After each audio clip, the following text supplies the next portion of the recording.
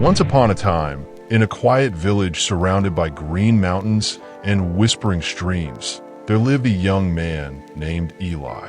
Eli was 23 years old, strong and healthy, but his heart was never at peace. Every morning, he woke up with a heavy feeling in his chest. His thoughts ran like a river in flood, wild, noisy, and unstoppable. He thought about everything: what he had done wrong yesterday, what people thought about him, what might happen tomorrow, and what could go wrong next week. The more he thought, the more tired he became. He tried to find happiness by working harder. He helped his parents on their small farm. He visited friends in the evening. He even went to the nearby town to watch the busy streets, hoping that the noise would drown the noise inside his own head. But nothing worked. At night, when everyone else in the village was asleep, Eli would stare at the ceiling of his small wooden room, listening to the crickets and the wind outside, thinking and thinking until his mind ached. One morning, while drawing water from the well, Eli heard two travelers talking nearby. They spoke about an old wise man who lived high in the mountains, far away from the noise of the world. People said the old man had once been a famous teacher in the city. He had helped many people understand their minds. When he grew older, he left everything behind and went to live a simple life in a small house near a forest. It was said that anyone who met him left with a calmer heart. Eli's heart jumped with hope. Maybe that old man can help me, he thought. Maybe he knows how to make this storm in my head go away. Without wasting time, he packed some food, filled a bottle of water, and began the long journey to the mountains. The road was steep and rough. The sun burned his neck during the day, and cold wind bit his skin at night. He crossed rivers, climbed rocky paths, and slept under trees. Days passed, and finally, he saw smoke rising from a small chimney in the distance. His tired legs moved faster. When he reached the house, he saw a small garden filled with flowers and herbs. In front of the house sat the old man. White hair, long beard, peaceful eyes. He was sitting cross-legged on a wooden porch, eyes closed, breathing slowly, as if the world around him had stopped. Eli stood quietly for a moment, afraid to disturb the silence. Then he spoke softly. "Master, I am Eli.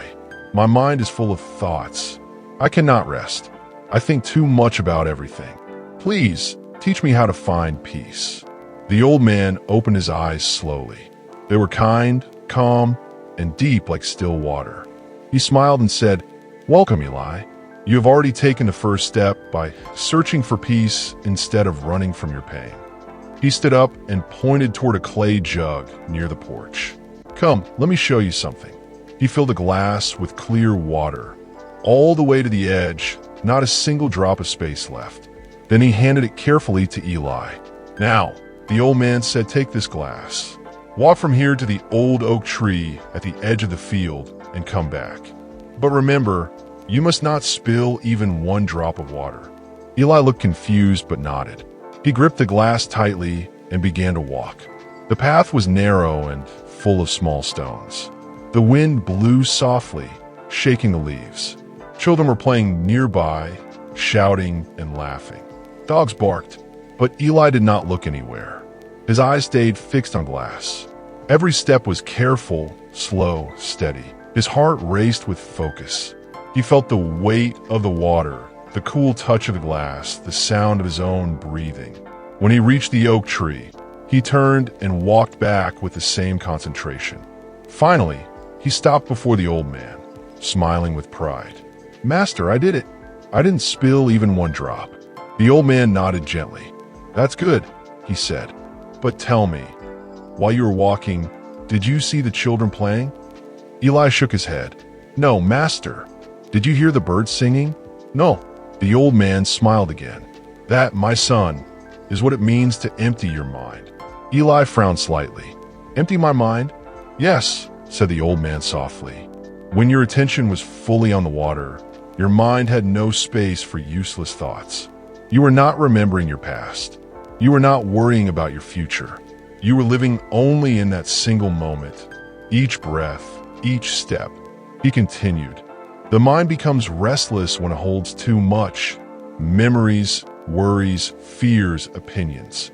You keep pouring thoughts into it until it overflows, just like an overfilled glass. But when you empty your mind, when you stop clinging to every thought, peace enters naturally. Eli looked at the old man with wide eyes. So peace was always inside me. The old man smiled. Yes, Eli, peace is not something you find in the mountains or the city.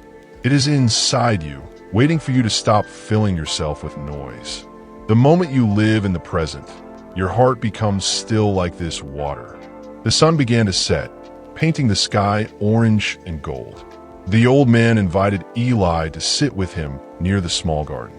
They sat quietly for a long time. Eli watched the wind move through the grass. He heard birds calling to each other. For the first time in many years, he was not lost in thought.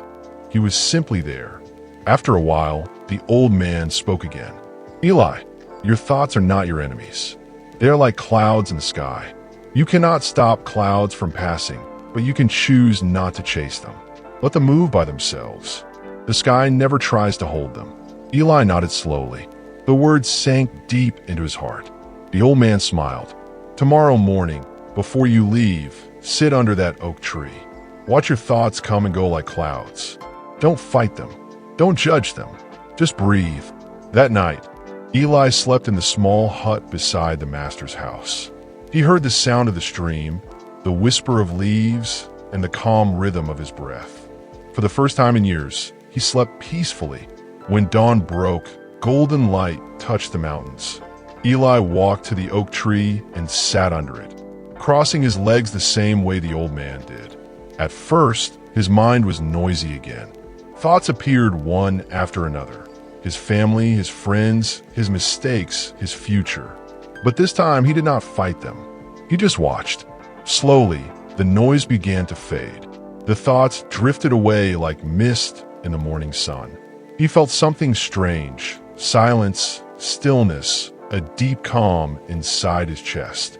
He heard the rustle of leaves, the chirping of birds, the heartbeat in his ears. Everything seemed alive, peaceful, and clear. In that silence, Eli smiled. He realized that peace was not hidden in some faraway place.